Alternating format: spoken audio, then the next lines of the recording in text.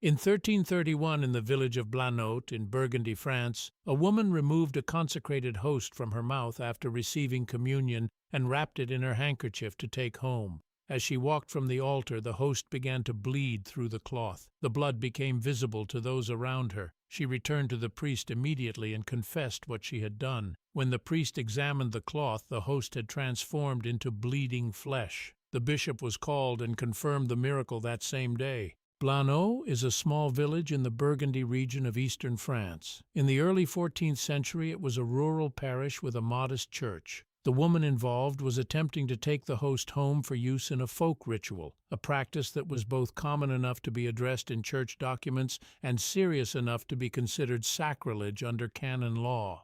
The bleeding of the host through the cloth before she even left the church prevented her from leaving with it. The priest examined the handkerchief and found the host had transformed into flesh covered in blood. He called the parish witnesses and then sent immediately for the Bishop of Autun. The bishop arrived and conducted a personal examination on the same day. He issued a formal approval of the miracle before leaving the village. The speed of the episcopal confirmation within hours of the event was unusual and reflected the clarity of the evidence. The flesh from Blanot was preserved in a reliquary and remained in the village church for centuries. The reliquary was destroyed during the French Revolution along with many other religious objects. However, the event was preserved in multiple historical documents, including the formal diocesan records of the Bishop of Autun, episcopal correspondence, and local church chronicles that survived the Revolution.